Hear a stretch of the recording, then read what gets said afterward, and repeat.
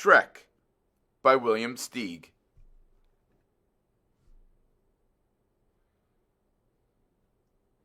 His mother was ugly, and his father was ugly, but Shrek was uglier than the two of them put together.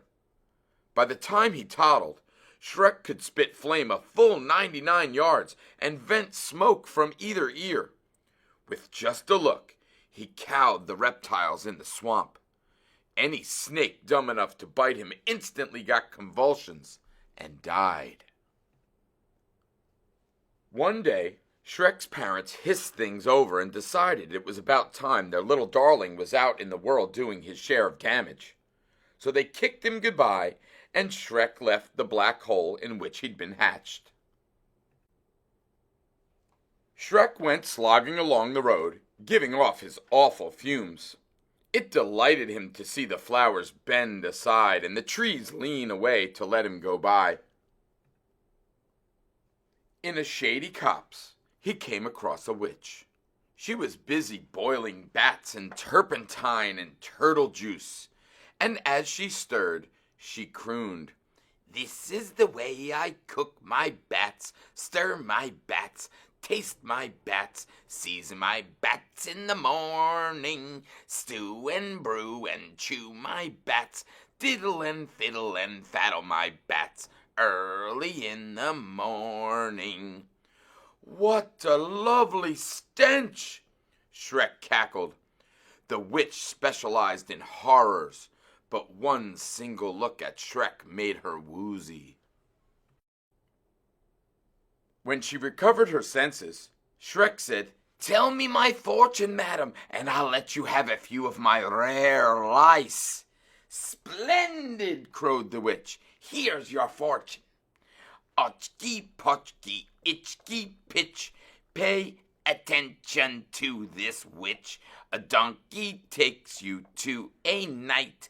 Him you conquer in a fight.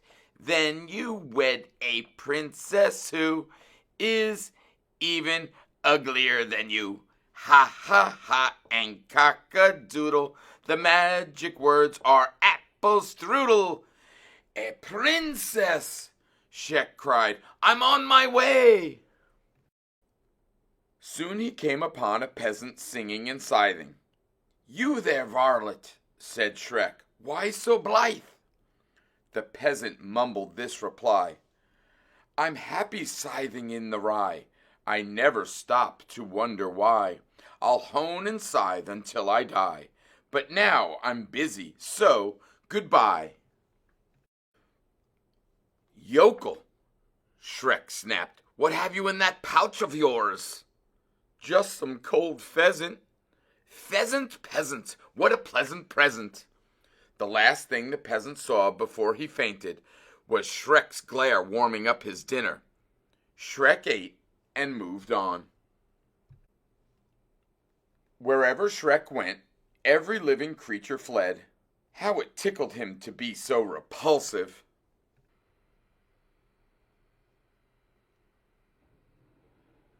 Fat raindrops began sizzling on Shrek's hot knob. "Did you ever see somebody so disgusting?" said Lightning to Thunder. "Never," Thunder growled. "Let's give him the works." Lightning fired his fiercest bolt straight at Shrek's head. Shrek just gobbled it, belched some smoke, and grinned. Lightning, thunder, and rain departed. In high spirits, Shrek stalked on. At the edge of a woods, he found this warning nailed to a tree. "Hearken, stranger, shun the danger. If you plan to stay the same, you'd best go back from whence you came." Shrek, of course, swaggered right past. And sure enough, a little way into the woods, a whopper of a dragon barred his path. Shrek smiled and bowed.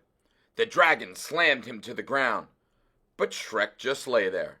He was amused. The irascible dragon was preparing to separate Shrek from his noggin, but Shrek got him between the eyes with a putrid blue flame. The poor dragon thudded over, unconscious for the day.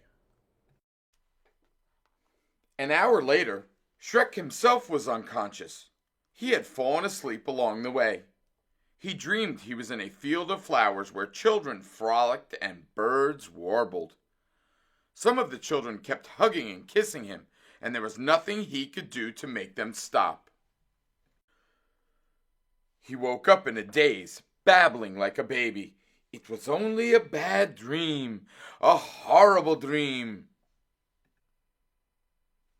Shrek wandered on. He was wondering if he'd ever meet his princess, when he saw a donkey grazing. Was this the donkey the witch had foretold? Shrek hurried over and tried the magic words. Apple strudel! The donkey raised his sleepy eyes and brayed. I gaze in the green as I graze in the green, seeking out the clover. I laze and spend my days in the green, a chewing, chomping rover. You jabbering jackass, Shrek screamed. Aren't you supposed to take me somewhere? I am, to the nutty knight, who guards the entrance, to the crazy castle, where the repulsive princess waits. Then take, Shrek shrieked, and he hopped onto the donkey's back. They soon came to a drawbridge where a suit of armor stood. Shrek knocked on the breastplate and demanded, Who dwells inside this armor, and also in yonder castle? In here a fearless knight, in there a well-born fright, was the answer. It's my princess, said Shrek, the one I'm to wed. Over my dead body, roared the fearless knight. Over your dead body, Shrek agreed. Not so brave, thou churlish knave, countered the knight. Do me the honor to step aside so Shrek can go to meet his bride, Shrek commanded. Magician's mercury, plumber's lead, I smite your stupid, scabby head. And the knight smote. Shrek popped his eyes, opened his trap, and bellowed a blast of fire. The knight, red hot, dove into the stagnant moat. With a nasty snort of triumph, Shrek crossed the bridge and marched into the castle. And there, for the first time ever, he found out what fear was. All around him were hundreds of hideous creatures. He was so appalled he could barely manage to spit a bit of flame. All those horrid others spat back. He started to run. They all ran. He lashed out at the nearest one, but what he struck was glass. Shrek was in the Hall of Mirrors. They're all me, he yodeled, all me. He faced himself, full of rabid self-esteem, happier than ever to be exactly what he was. He strode on in, and his fat lips fell open. There before him was the most stunningly ugly princess on the surface of the planet. Apple strudel, Shrek sighed. Cock-a-doodle, cooed the princess. Said Shrek, your horny warts, your rosy wens, like slimy bogs and fusty fens, thrill me. Said the princess, your lumpy nose, your pointy head, your wicked eyes so livid red, just kill me.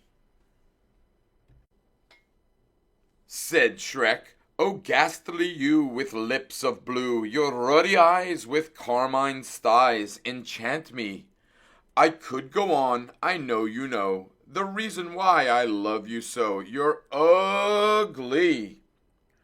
Said the princess, your nose is so hairy, oh let us not tarry. Your look is so scary, I think we should marry.